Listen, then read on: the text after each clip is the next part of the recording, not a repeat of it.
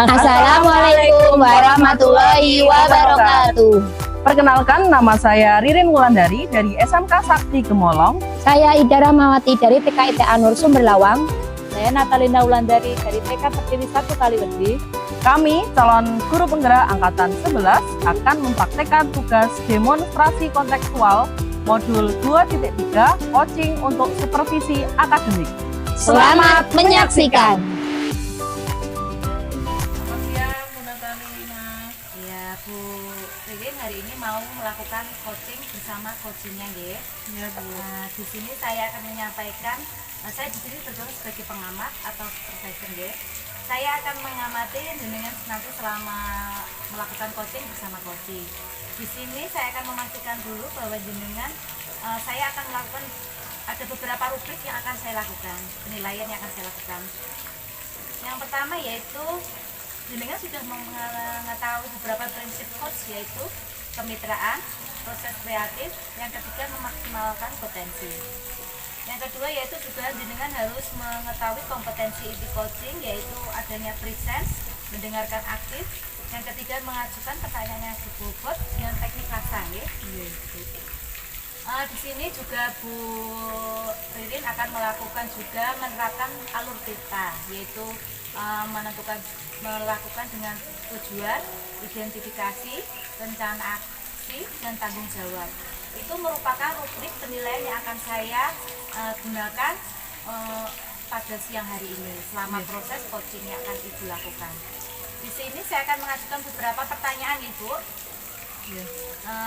Dari kompetensi coaching yang Ibu akan ambil ini, mana yang akan Ibu kembangkan?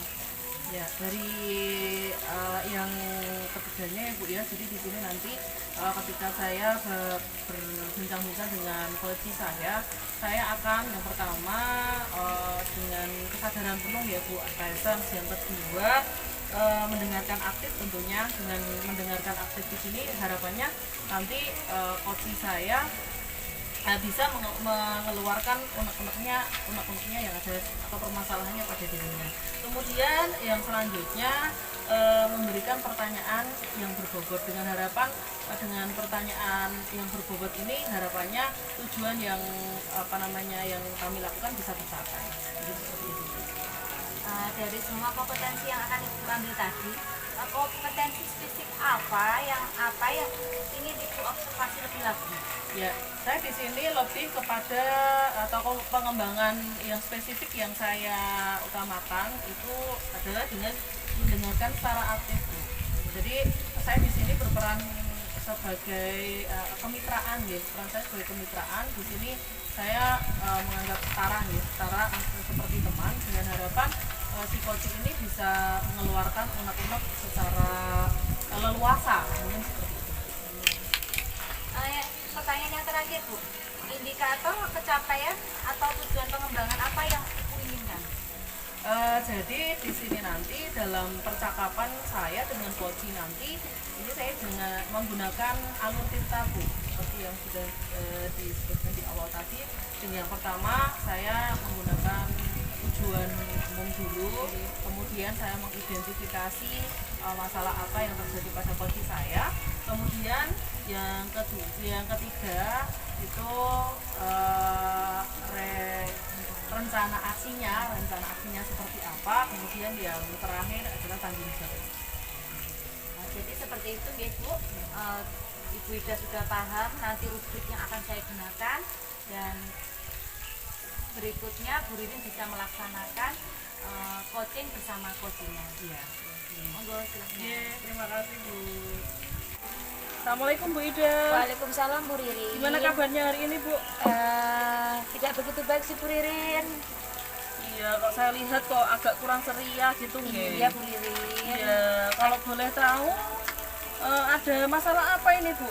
Iya, ini beberapa hari ini tuh ada beberapa murid saya ya Bu ya yang kurang fokus dalam pembelajaran Bu.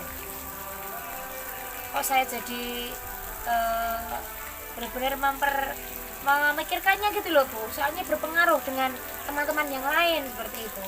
Oh baik Bu Ida, nah tadi Bu Ida menyampaikan bahwa ada siswa jenengan yang kurang fokus ya dalam Ya. pembelajaran ya, sehingga berpengaruh terhadap teman-teman yang lainnya. Nah, apakah Bu Ida itu sudah menelusuri apa penyebabnya tadi itu? Oh, kalau saya perhatikan ya Bu ya, untuk murid saya yang kurang fokus ini dan terkadang itu mengganggu pembelajaran ini, ternyata itu Bu, datangnya itu selalu di akhir. Bisa saya katakan ini sering terlambat gitu loh Bu, seperti itu. Oh begitu ya. Lalu dari pengamatannya Bu Ida, mengapa tadi anak ini kok kurang fokus dan dalam pembelajarannya Bu Ida tadi? Ya, kalau saya memperhatikan dari murid saya ini tadi ya Bu ya, karena datangnya terlambat ya Bu ya, karena datangnya terlambat sehingga menyebabkan anak itu kurang fokus. Kenapa? Karena anak itu mendapatkan pembelajarannya tidak dari awal Bu, berarti sudah dari tidak dari awal, berarti sudah masuk ke pertengahan seperti itu. Akhirnya anaknya itu menjadi kurang fokus dan sibuk sendiri atau main sendiri kayak gitu Bu. Baik Bu Ida.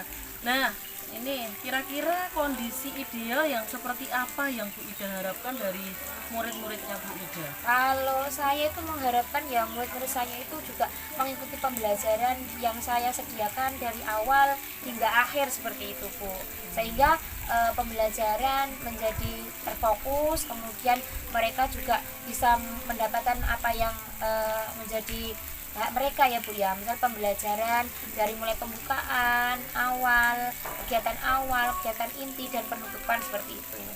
Oh, jadi begitu ya. Tadi Ya. Bu Ida sudah membuat rencana aksi ya. Jadi tadi Bu Ida menjelaskan bahwasanya supaya anak itu lebih fokus ya harus datang awal gitu ya, melakukan proses pembelajaran dari awal sampai akhir. Baik Bu Ida. Apakah ada metode yang pernah berhasil dilakukan di kelas Ibu? Ya, kalau di kelas saya itu ya Bu ya, saya itu menggunakan kolaborasi dengan orang tua ya Bu ya. Saya melaksanakan kolaborasi dengan orang tua, bagaimana nanti anaknya bisa datang lebih awal sebelum pembelajaran dimulai, agar anak-anak itu mendapat pembelajaran yang lengkap seperti itu. Wah, luar biasa ya Bu ya. Bu Ya. Ida sudah mempunyai sudah pernah melakukan metode yang berhasil ya. Ya. Nah, kalau misalnya kita rating nih Bu dari angka 1 sampai 10. Jadi kira-kira metode yang berhasil tadi kalau di rating dari angka 1 sampai 10 ini kira-kira ratingnya dapat berapa nih Bu?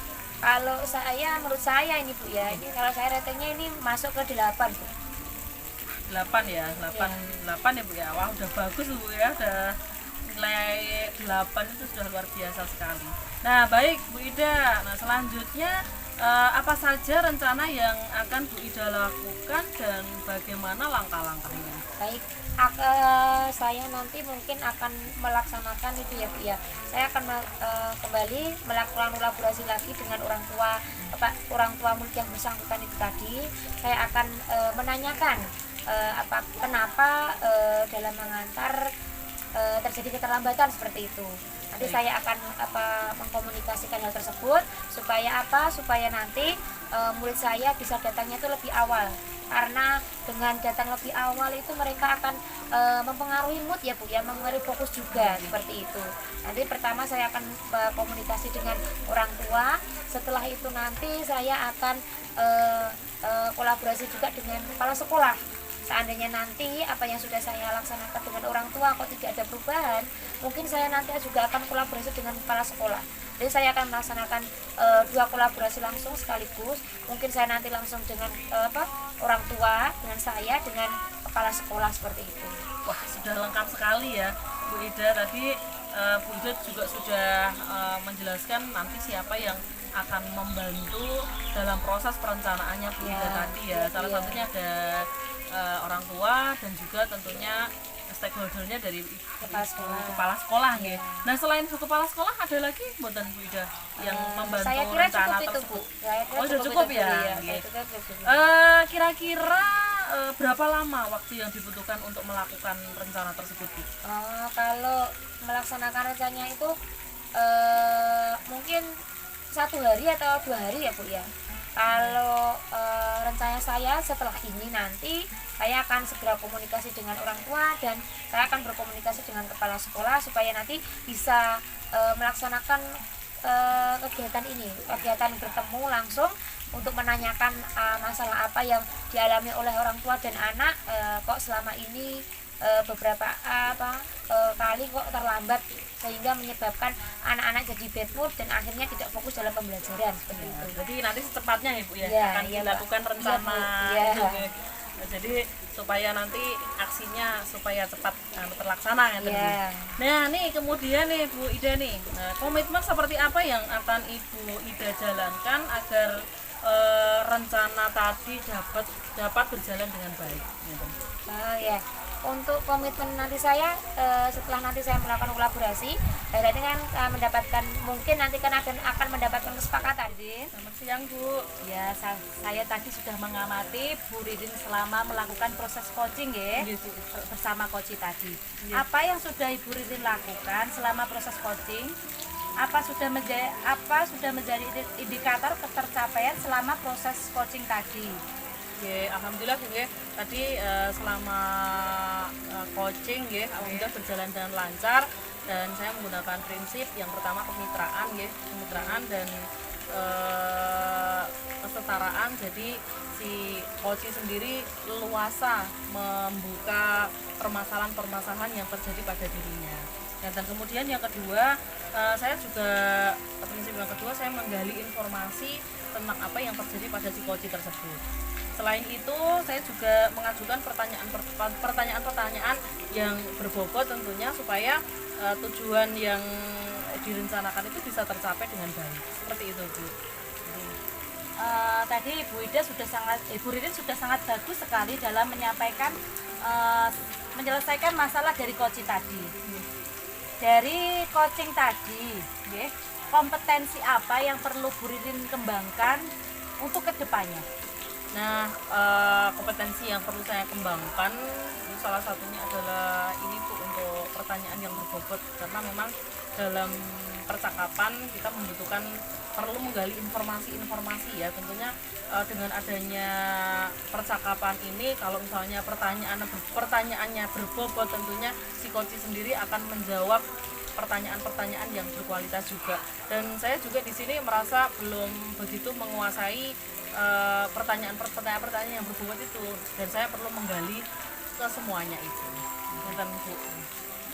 Semuanya itu perlu belajar gitu untuk kedepannya. Saya berdoa semoga Bu Ririn menjadi lebih baik lagi untuk menjadi seorang coaching, untuk menjadi seorang nanti kepala sekolah, bisa melakukan coaching untuk teman sejawat maupun guru-gurunya. Terima kasih Bu. Terima kasih Bu Ririn.